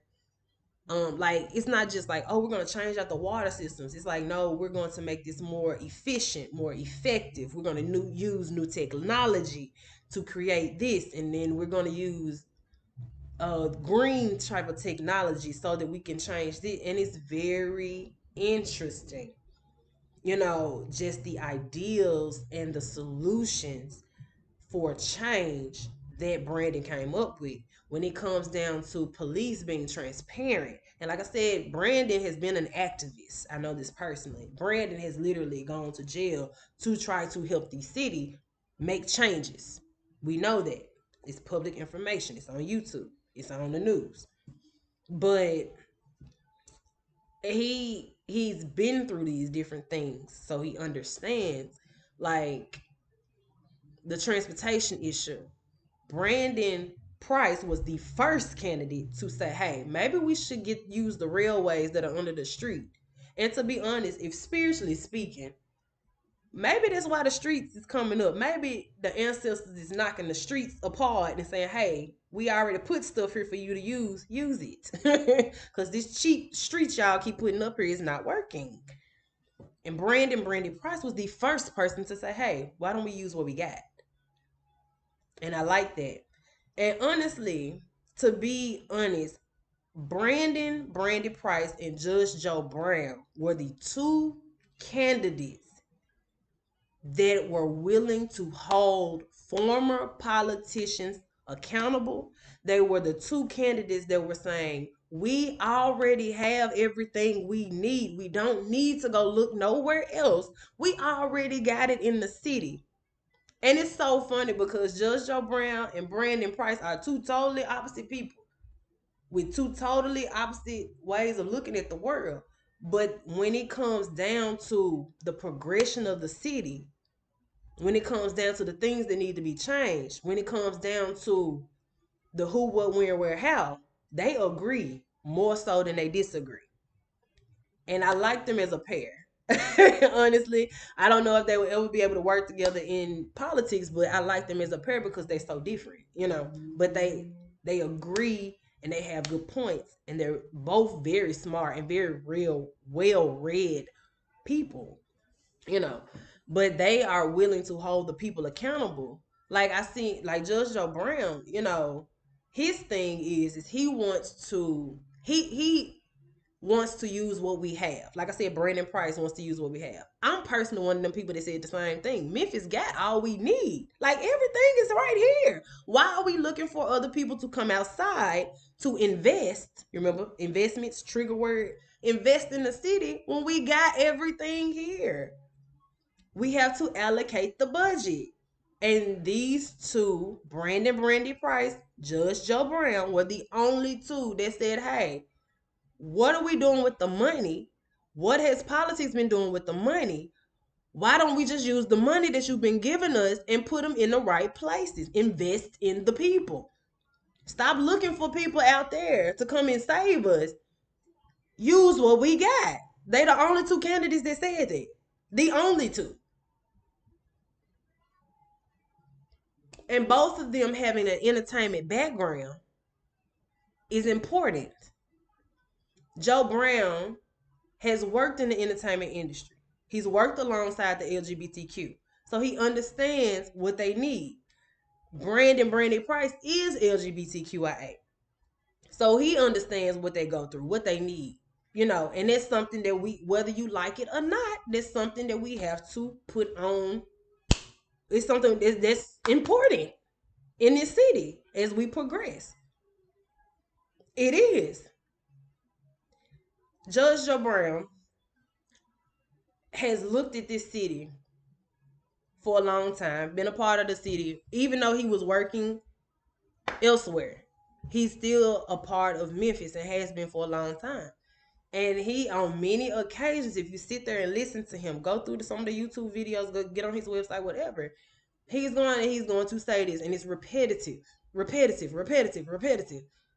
We are not utilizing what we have here in the city. The airport should be booming. We have, and Brandy Price said the same thing. Like, we have the FedEx hub, distribution, everything swing through Memphis. Everything. And J.W. Gibson, what he had a plan for railways, the roadways, the airport, and the water. Everything comes through Memphis. Why are we not realizing the value of the city that we live in? And that was one thing that Judge Joe Brown and Brandy Price kept stressing, is we are not allocating the funds in the right places. We already have what we need. We don't need somebody on the outside to come save us. Would we like to work with people on the outside? Yes. But what about the people that's here? Fix the transportation. Get these people to work.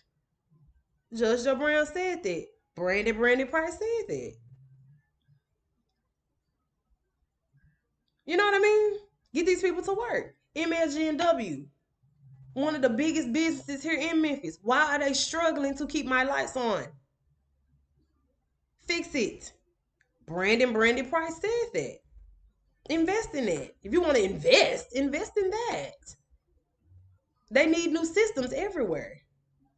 Because these old systems, not only is it draining power, but it's also draining taxes. It's draining people's pockets. It's affecting people's work life. It's affecting people's social life. It's affecting people's businesses.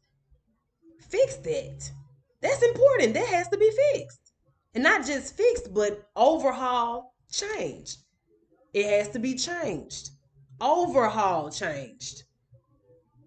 Tourism is fine. It's cool. That's something that I definitely think we need to focus on, because I know Judge Joe Brown was more avidly spoke out about that. Was like, and he said that he was like, we got to clean up the city if we're gonna invite company over. And I agree with him 100%. We have to clean up the city before we invite company over. And most of the candidates kept using this word infrastructure. But none of them, other than Brandy Price, and Judge Joe Brown, ever spoke on, and Carnita Atwater, I'm pretty sure, did speak on this. Even Karen Kemper, I think, spoke on this. But the whole system needs an overhaul and an upgrade. Not just the police, not just the education system, not just downtown, but the whole system. Everything needs to be tweaked and upgraded. And I say tweaked because everything doesn't need to change, but a lot needs to progress. And then there's a lot that does need to change, right? Like a communities coming together, relating together, doing things together. That needs to come back into play. That's an old move, right? So that's not something that needs to quote unquote change. But when it comes down to how we do these healthcare programs, those systems, where the funding for that, or getting the news out about certain things, that needs to change. How we do business in the city needs to change. How we relate to each other, how we relate to our citizens. We need to learn to put our citizens first. That needs to change. Not the person with the most money that's over there in Chicago somewhere. We don't know nothing about Chicago. We over here. Talk to the people out here because they need help too. You know. But I don't know. That's just that's just the candidates and my opinions on the candidates. Now I did have a couple of questions, and I just want to leave y'all with these questions, right? Do you know, as a voter, what type of city that you want to see? Because what type of city you want to see determines the person that you vote for. Because this is one of the most important elections. So the person that you vote for is the person that is either going to take us into the stars or keep us in the grass. Okay. A lot of people do not have faith in voting nowadays, and that's understandable. I'm so sorry. Hold on one second.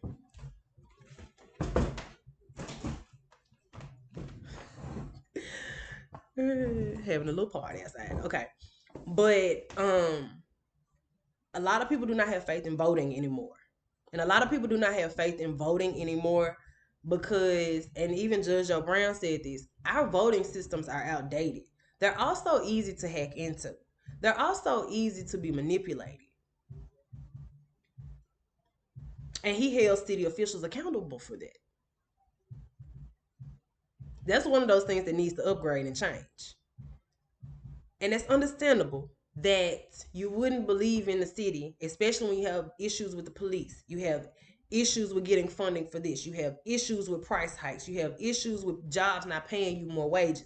It's understandable. That's why this election is important. Because Brandy Price and Judge Joe Brown, I know 100% for a fact, has spoken on increasing the wage. And so has, hold on, one other candidate was speaking on living wage, and that was Reggie Hall. We need livable wages for people here. You take money to make money, but if it ain't making no money, how they gonna spend it?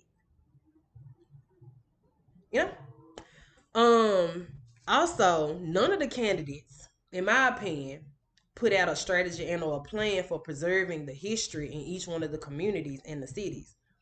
I remember when Obama and Michelle and Barack Obama, former President Barack Obama, invested money into Orange Mound for the preservation of the community.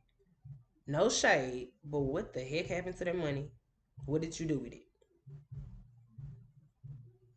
When, and I'm very selfish about this, but if my family, my mother, my father, my grandmother, my grandfather, great grands, whatever, if they help build these communities, they help build this city, what are we saving for them as their legacy, as well as progressing for the future? What do the older people want? Do anybody even ask them anything? What do they need? Honestly, you know, homelessness. Not very many candidates address the homeless problem because it is getting greater and greater. As the city grows, naturally the homeless problem is going to grow and grow and grow. What are your strategies for that? I haven't heard anything. Also, Republican candidates, right? Never come down to the different communities. I don't even know who technically they are. I guess this is supposed to be a non-partisan. I think someone said it was supposed to be like a non-partisan election or something. Okay, cool, but where are you in the city? You want to run the city. Okay, cool. But have you checked out the communities that you're trying to run? Have you related to the people? Have you talked to them? Have you associated with them? And it was just something I wanted to throw out there. Working with other cities in Tennessee. What is your plan for working with other cities in Tennessee outside of Nashville? And that Nashville's the capital, so they're the one who dictates the funding and all that. Okay, cool. What about the other cities? There are so many cities in Tennessee, and they have some good stuff in them that could help us without us having to go to California to look for it. We can just go see three to 6 hours up the road and go get it from them. Are we working with other cities? Do we have a strategy? Do we have a plan for that? Because if you want to save money, that's a good way to do it. If you want to build relationships, that's a good way to do it. Nobody listed out a plan for that. Nobody even spoke on that. What about the HBCUs that are in the city? Rhodes got money, CBU got money, U of M got money. What about Lamont On? What about Rust College? Now, even though that's outside of Memphis, but it's important. UAPB, outside of Memphis, but it's important, especially now that they're playing the Classic. Lane College, that's right up the road. That's important, even though it ain't Memphis, but it's right there. And if Memphis continues to grow, we're going to grow into Jackson. Lane is then going to become our problem, quote unquote, or our partner, depending on how you spend it. What are we doing with HBCUs? What are we doing for Lamont On? That's important to me. The curriculum for the students. Is it easy or is it progressive? And that's all I'm going to say about that. Politicians working with communities. Churches working with communities.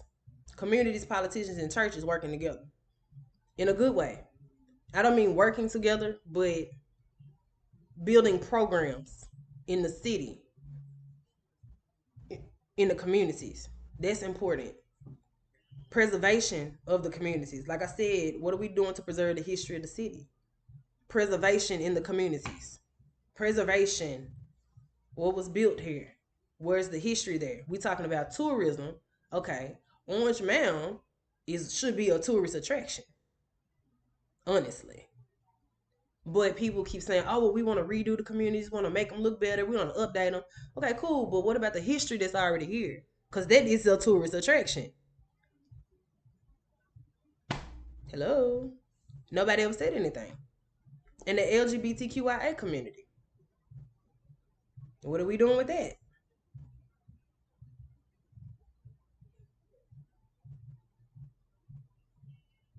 So, I just want to speak those questions.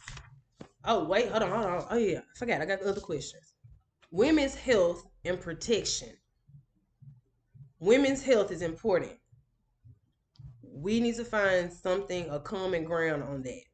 But women's protection is important too, because domestic abuse is at an all-time high right now. And I don't mean it just in the city, I mean it everywhere.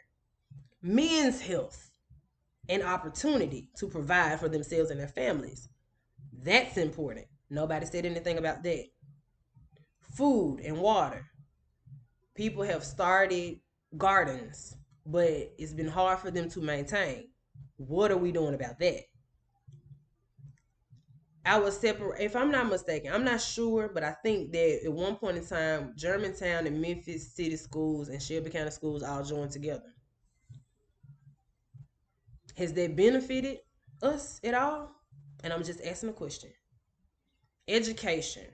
There's been a lot of green dot schools, and I don't know why I did air quotes, but green dot schools and what's the other type of school? They like green dot schools, charter schools. They have come in to the city, or they revitalized or separated, broke down the city or something, like the class sizes and stuff. But I'm gonna be honest, I think that that's something that we need to look into, and I mean it for the betterment, right? Because I think we can learn a lot from the charter schools and green dot schools, but I also feel like they do need some type of city backing. You know what I mean? Because I've been in a few schools. I worked in a few green dot and or charter schools, and I'm like, all the kids have is to go to class and come home. They don't have a gym to go, whatever. They don't have certain things that Shelby County schools do have. So I don't know if it would help as a collaboration at some point, or I don't know.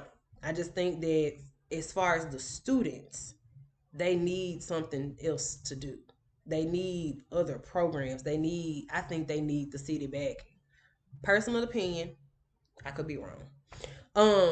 Bringing people into the city to invest in people, that's cool, but where are we going to invest in the people to move forward? How can we invest in the people? Because if we can get our people strong enough, we can ship them out into the world and bring the world back into us. If you understand what I'm saying. Also I think it's a very interesting thing. It was just a shooting the other day in the high school. Arming students, I mean not students, I'm sorry, arming teachers or administration with guns. Is that something that we want to look into? Also, school discipline. What's your school discipline plan? Because how are we going to keep the children in line and not provoke them? Because the children have so many privileges against the adults, the administration in the school. And I don't have anything against the children. I don't.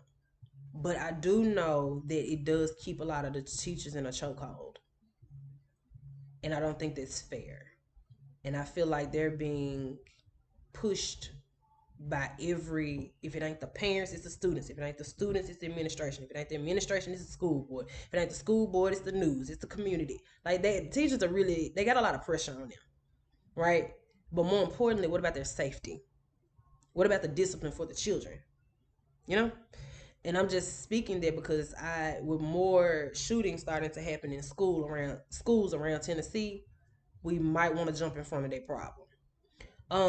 Holding parents accountable is something that we said if the children, it's been thrown around, like if kids go to jail, we're going to hold the parents accountable. Sounds like an interesting idea. Interesting. Very interesting idea. But also, does that apply to the children in school too? Like if your child is in third grade and they're reading on a one grade or first grade level, do we hold the parents accountable for that? Or we just pass them on? Just throwing random information out there. Things to think about. Um Also, it takes a community to raise a child. But how are we going, what type of programs, initiatives, events, or something are we going to have in each community that will bring the city into each community every year, annually, free game, that would help bring money into each community? See where I'm going with that? Okay, free game. Throwing it out there. Just throwing it out there. Also, with the mayor has their own list of initiatives. City council has their own list of initiatives. The mayor has their own responsibilities, but whatever the mayor does, it trickles down on everybody else. And if the mayor breaks something, city council has to fix it. So, and I'm just saying this because when the new mayor becomes mayor, how well are y'all working with the city council? Because the city council takes a lot of heat for the things that the mayor does and does not do. Just throwing it out there. When it comes down to policy, what the mayor does and does not do falls back on the city council, and they have to deal with an angry mob of people. Policy, policy, policy. What policies are we going to actually change that are already there that affect not only the youth, because everybody's speaking on how to change, help the youth, help the workers. Okay, cool. But what about everybody else? The middle-aged people, and more importantly, the older people, because we have to keep them safe as well. We have to make sure that they are taken care of as health care and all these different things, right? What policies are we going to put in place that favors everyone? And can the is it how is it that can the mayor and the city council, well, they have initiatives that may align? Because I like I said, I've been out to council meetings. What the mayor does and does not do trickles down on them, right? They the one who got to deal with it, you know. So there's just a couple of things, a couple of questions, a couple of random thoughts and free game I'm just throwing out there at the end of my podcast. Now, if you have made it to the second hour in the 10th minute, thank you so much for tuning in. And I want to say, remember, this is one of the most important elections that Memphis is going to have. We have 7 days. God made the world in 7 days. We got to make Memphis great again in 7 days. So y'all, please, if you get some time, look some of these candidates up and happy voting. Love y'all.